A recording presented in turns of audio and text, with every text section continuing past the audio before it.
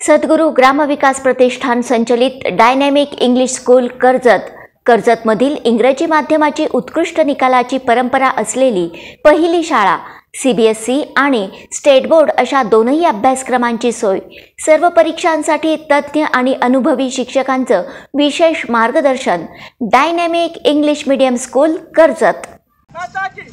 छत्रपती शिवाजी महाराज की जय, संत गाडगे बाबा की जय, संत महावीर स्वामी की जय, संत गोदड महाराज की जय। रयत शिक्षण संस्थेच्या दादा पाटील महाविद्यालयामध्ये सर्व सामाजिक संघटना, सार्वजनिक वनीकरण विभाग आणि राष्ट्रीय सेवा योजना विभाग व पर्यावरण विभाग यांच्या संयुक्त विद्यमाने जागतिक वन दिन साजरा करण्यात आला। या निमित्ताने वृक्षारोपण व प्रबोधन कार्यशाळेचे देखील आयोजन करण्यात आले होते। यामध्ये सर्व सामाजिक संघटनेचे शिलेदार सहभागी झाले होते। शारदाबाई पवार सभागृह या ठिकाणी आणि वालवड रोडवर वृक्षारोपण करून कार्यक्रमाचा शुभारंभ करण्यात आला। जागतिक वन दिनानिमित्त जमलेले सर्व निसर्गप्रेमी मित्र आणि मैत्रिणींनो, आज जागतिक वन दिवस साजरा करण्याची वेळ आपल्यावर का आली आहे। सर्वप्रथम मी काही लांबलचक भाषण सांगणार नाही। तोरणबा सरांनी यापूर्वीच वनांचं जे काही महत्त्व आहे ते सांगितलेलं आहे, परंतु मी 3-4 गोष्टी इथं नमूद करू इच्छितो की आपल्यावर ही वेळ का आलेली, याला प्रामुख्याने 4-5 कारणं आहेत। म्हणजे आपल्याला पण माहिती आहे, वाढतं प्रदूषण, निसर्गात झालेले बदल, वाढतं तापमान, वारंवार पडणारे दुष्काळ आणि या सर्व गोष्टींना एक प्रमुख कारण म्हणजे विकास आणि औद्योगिकरणाच्या नावाखाली जे बेसुमार जंगलतोड झालेली आहे त्याचे हे दृश्य परिणाम आहेत। भारताची समस्या आहे असं नाही, ही जागतिक लेवलची समस्या आहे। फक्त भारतातच जे पर्यावरण आहे ते सुदृढ असून चालणार नाही, तर ते जागतिक लेवलला सुदृढ झालं पाहिजे। आणि या उद्देशाने जी यूएनची संघटना आहे, संयुक्त राष्ट्र संघटना, ज्याचं न्यूयॉर्कला मुख्यालय आहे, त्यांनी 2000 नमस्कार। आणि जागतिक वन दिनाच्या आपण सर्वजण वन आणि पर्यावरणाशी निगडीत असल्यामुळे सर्वांना प्रथमतः शुभेच्छा देतो। आजच्या या कार्यक्रमासाठी खरं तर दादा पाटील महाविद्यालयाचे अतिशय क्रियाशील प्राचार्य आणि त्यांचा सर्व कर्मचारी व वृंद, विशेषतः पर्यावरण विभाग यांनी लीड घेतलं, पुढाकार घेतला आणि सामाजिक वनीकरण वनक्षेत्र म्हणजे शासनालाही याच्यात भाग घेण्याचा प्रयत्न केला। त्यामुळं सामाजिक संघटना आणि आपण सर्वजण एकत्रितपणे हा एक चांगला कार्यक्रम या ठिकाणी साजरा करत आहोत। खरं तर आपल्या मानव जीवनासाठी पर्यावरणीय महत्त्व आणि पर्यावरणाचा एक महत्त्वाचा घटक म्हणजे वनक्षेत्र। आणि यावर निर्णय घेतला युनायटेड नेशनने की जगामध्ये 21 मार्च हा दिवस जागतिक वन दिन म्हणून साजरा करायचा। आणि तो का साजरा करायचा यामधलं थोडंसं त्याचं महत्त्व आताच सरांनी या ठिकाणी सांगितलं। आपण खूप दूर जाऊ नको, आपण सर्वजण सुज्ञ आहोत। आपणा सर्वांना वृक्षांचं महत्त्व माहिती आहे, वनांचं महत्त्व माहिती आहे, पण दैनंदिन जीवनात आपण आपला यामध्ये रोल काय, आज 21 मार्च हा वन दिन साजरा करताना यामधला आपला रोल काय। तर जागतिक स्थितीमध्ये जर पाहिलं, आपला सर्वांचा समज असतो अरे ती जागा पडीत आहे, ती जंगल आहे, तिथे काय विकास नाही, म्हणजे वन हे विकासाच्या विरुद्ध आहे असा एक आपला सर्वांचा समज आहे। तो दूर करण्यासाठी मी सांगतो की जगामधले जेवढे प्रगत देश आहेत, प्रगत देशांचं वनक्षेत्र पर्सेंटेज आहे, फॉरेस्ट पर्सेंटेज, हे जर पाहिलं उतरत्या क्रमानं तर सर्वात प्रगत देशाकडून अप्रगत देशाकडे, विकसित देशाकडून अविकसित देशाकडे येत आहे, की ज्यांचा जो सर्वोच्च आहे, अमेरिका असेल, जपान असेल, जर्मनी असेल, यांचं वनक्षेत्राचं पर्सेंटेज हे आपल्यापेक्षा, भारतापेक्षा, पाकिस्तानपेक्षा कितीतरी जास्त आहे.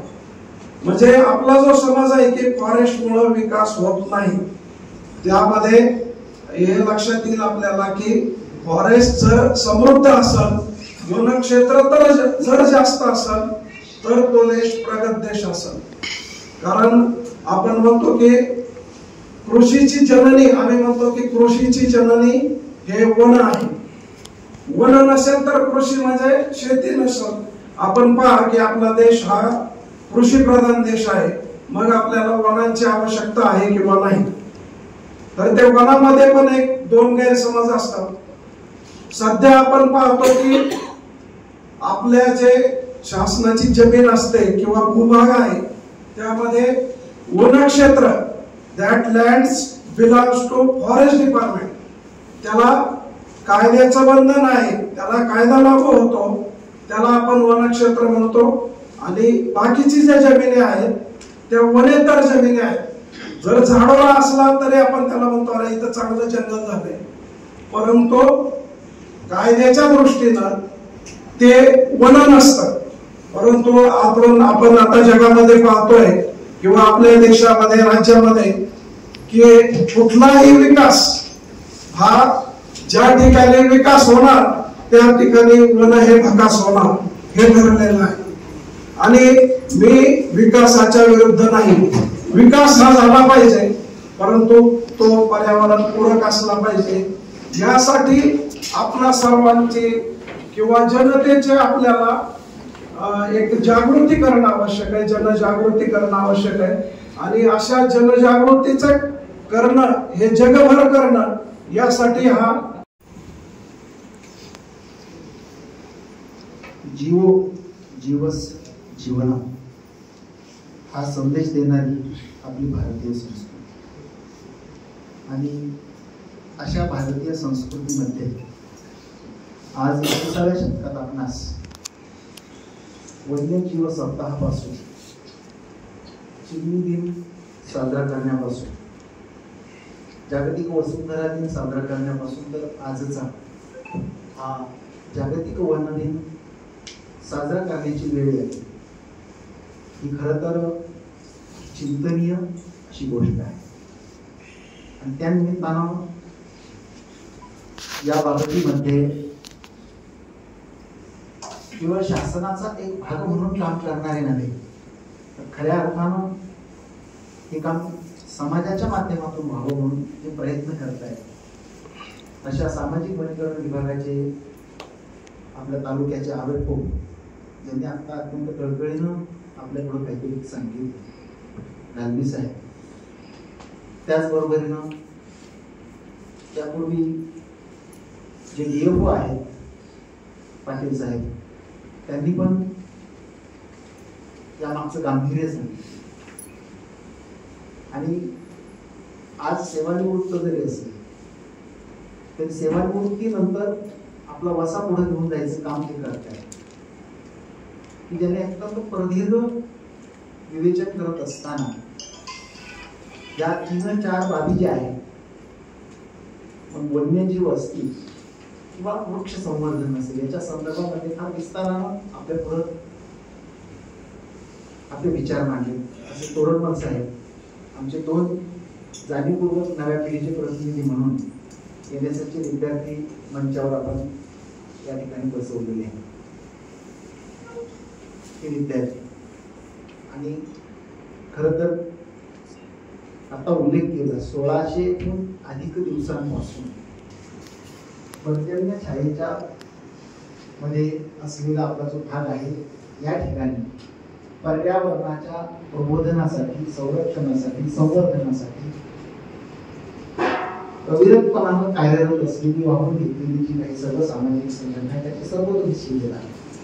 माझे सर्व सहकारी आणि नव्या पिढीचे प्रतिनिधी असलेले विद्यार्थी, मी मुद्दाम सुरुवातीला असं म्हटलं की आपली भारतीय संस्कृती ही निसर्गपूजक संस्कृती आहे.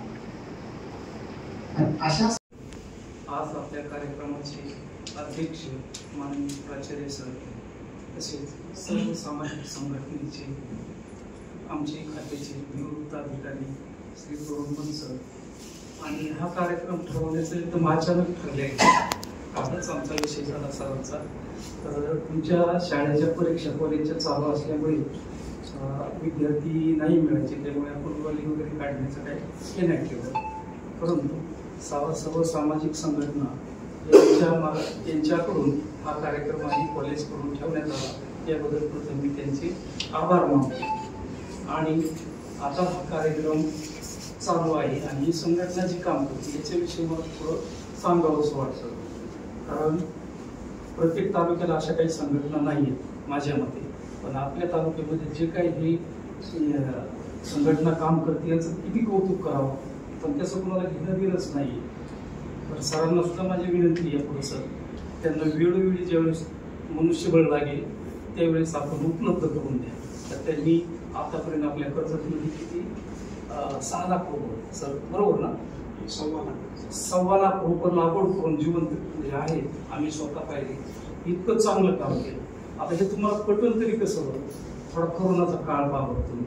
कोरोनाच्या काळामध्ये मला पण कोरोना झाला, तुम्हाला बऱ्याचशा लोकांना झालेला असेल, त्यावेळेस आपल्याला ऑक्सिजनचं बिल मिळत नव्हतं. अगदी बरोबर आहे. कर्जतमधील अनुभवी आणि खात्रीशीर चष्म्यांचं दालन म्हणजेच श्री साई ऑप्टिकल्स. अत्याधुनिक मशीनद्वारे डोळ्यांची मोफत तपासणी, अचूक नंबर तसेच सर्व प्रकारचे नंबर चष्मे, सन गॉगल्स, लहान मुलांच्या डोळ्यांची खात्रीशीर तपासणी, मोतीबिंदू निदान आणि शस्त्रक्रिया, काचबिंदू उपचार, लासूर, तिरळेपणा, डोळ्यांना इजा किंवा अपघात यावर उपचार, कम्प्युटरद्वारे मोफत डोळे तपासणी करणारं कर्जतमधील एकमेव ठिकाण म्हणजेच Shri Sai opticals. Doctor Kaldate building, Kakade collection शेजारी, कर्जत. संपर्क 9922 16 42 12.